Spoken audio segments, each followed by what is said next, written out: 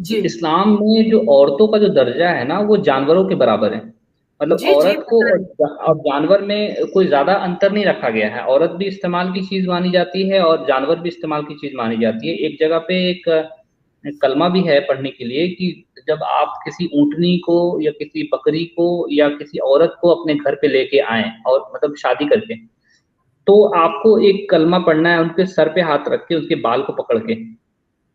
और वो जैसे रात शादी वाली रात में हर मुसलमान पढ़ता है शादी वाली रात में, जब वो सुहाग रात बोलते हैं जिसको, तो उस रात को वो हर मुसलमान नमाज पढ़ता है और उसके बाद उसके सर पे हाथ रखता है और उसमें वो कहा जाता है कि ये शैतान की अमानत है और इससे हमें बचाना, और इस तरीके की वो बात होती है। और इसमें वही वही जो आयत होती है, वही वही कलमा जो होता है, वही कलमा पढ़ा जाता है जब किसी जानवर को अपनाते हैं। तो अब आप समझ लीजिए कि औरत की जो मतलब औकात है। हाँ, बीवी से सेक्स भी करोगे, बच्चे भी पैदा करोगे, वो आपकी खिदमत भी करेगी, और फिर ये है, बताओ, ये तो इज्जत है, ये तो ये हाँ, इज्जत है। कोई औरतों की मुसलमान इज्जत आके, है। भरत, बहुत सारे हमारे जो होते हैं ना, अभी मेरा आपका हुआ ना, तो इसको अभी लेके ये लोग, ये जो है, कोई है, मैं नाम भी नहीं लेना चाहती हूँ उसका, वो हमारे वीडियोस बहुत बनाते हैं, बनाती है, और वो जरूर ये वाला भी लेगी, तो वो मुझे आके बोले कि ये झूठ है, कि ये जो भरत ने कहा वो झूठ है, तो हम माने कि हाँ भाई, तुम इतने, और फिर हमको बताओ कि उसका मतलब क्या है, तो इनके पास जवाब नहीं देखिए, है। मैं तो आपके दर्शकों को एक चीज बता देना चाहता हूँ कि देखिए, मैं इसका एक्सपर्ट नहीं हूँ। मैं पहले बता दूं कि कुरान में क्या लिखा हुआ है, हदीस में क्या लिखा हुआ है, मैं इसका एक्सपर्ट नहीं हूँ। लेकिन ये जो भी बातें मैं बता रहा हूँ, हम अपने एक्स मुस्लिम जो रेफरेंसेस के साथ जो बात करते हैं उनके वीडियोज में मैंने देखी है, और वो बाकायदा रेफरेंसेस देते हैं और कोई भी आदमी इसको काट नहीं पाता है। तो मैंने जी, उन चीज़ों को वहां कोई से नहीं। पढ़ा है, वहां से सुना है, वहां से देखा है, और मैं वो बातें अभी इस स्ट्रीम पे कह रहा हूँ। लेकिन मैं अपने चैनल पे जो चीजें लेके आने वाला हूँ, मैं लेने के वेरी आने गुड। वाला हूँ उन घटनाओं को, उन कहानियों को जो रियल राह घटी हुई है। है।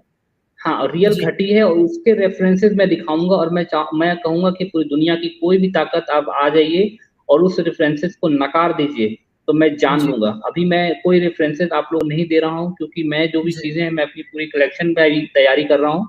और मैं इसकी जी पूरी जो प्रेजेंटेशन है मैं जब लेके आऊंगा, दुनिया के सामने जी रखूंगा कि 1300 साल में क्या क्या चीजें हुआ है, किस जी तरीके से औरतों ने अपनी इज्जत बचाने के लिए क्या क्या किया है, और किन औरतों के जी साथ किस तरीके का बर्ताव हुआ है। मैं एक दो वाकया अगर मैं आपको बता दूं मैम, तो आपका जी दिल दहल जाएगा। मैं आपको एक बात बता ही देता हूँ। देखिए, आज़ादी जी। जब आज़ादी कहें या पार्टीशन कहें, जब हुआ था हमारे पाकिस्तान। देश जी में, जी तो अ, पाकिस्तान वाले हिस्से में जो लोग रहते थे, बड़ी बड़ी तादाद में हिंदू रहते थे वहाँ पे।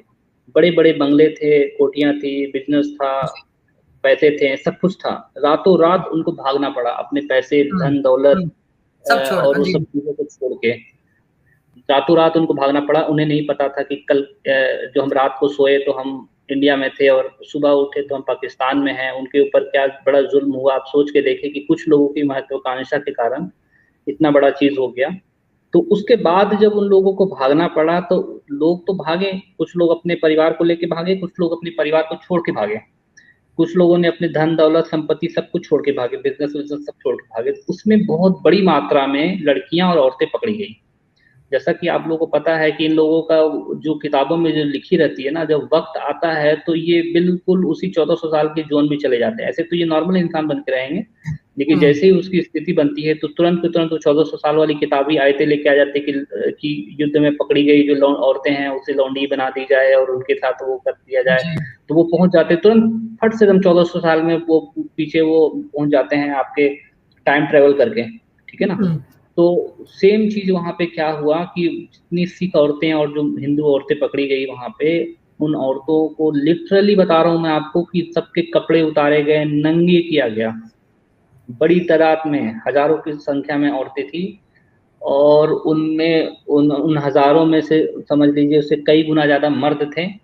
और उन मर्दों के बीच में उन औरतों का कपड़े उतारे गए, और पूरे गांव में उनका उनकी ढोल नगाड़े बजा के उनकी रैली निकाली गई। इन औरतों की नंगी करके रैली निकाली गई, उसको पिंड यात्रा बोलते हैं। आप कभी भी इसके बारे में आप थोड़ा पढ़िएगा, कुछ किताबों में रेफरेंसेस भी हैं, गूगल पे भी सर्च कीजिएगा तो आपको इसके बारे में आ जाएगा। पिंड यात्रा कराई गई कई कई किलोमीटर तक, वो पूरे गांव में उसको घुमाया गया, नंगी करके उन औरतों को इस तरीके का जलील किया गया, और उसके बाद ढोल नगाड़े बजा बजा के दूर दूर के गांव के मर्दों को बुलाया गया कि आओ और इस पे इसका अपना अधिकार जमाओ। और उसके बाद लिटरली किस लेवल का उनके ऊपर गैंग रेप हुआ है कि जो औरतें बच बचा के उसमें से आई थी वो बता भी नहीं पा रही थी कि मेरे साथ कितने मर्दों ने रेप किया है। तो अब आप सोच के देखें कि क्या है ये इस्लाम। और ये वही लोग थे जो कल तक पड़ोसी थे, और वो अगले दिन जब उनको मौका मिला तो वो तो इन्होंने एकदम हाँ करके दिखा दिया। तो ये मैं एक वाकया मैं बता रहा हूँ, और ऐसे हजारों चीजें हैं, ऐसे हजारों कहानियां हैं जो मैं आपको बता सकता हूँ। उन उन उन किताबों में लिखी हुई है, रेफरेंसेस के साथ लिखी हुई है। तो मैं इसकी जो सीरीज लेके आ रहा हूँ, मैं कोई जी, ये किस्से कहानियां नहीं सुनाऊंगा आपको कि हाँ यहाँ पे हकीकत हदीस में ये लिखा हकीकत हुआ है, सुनाओगे। कुरान में ये लिखा हुआ है। मैं उन घटनाओं को बताऊंगा कि जो हमारे पूर्वजों के साथ हुआ है। भाई मैं अगर मुस्लिम परिवार में आज पैदा हुआ हूँ तो हमारे पूर्वजों को कहीं ना कहीं तो कन्वर्ट किया गया,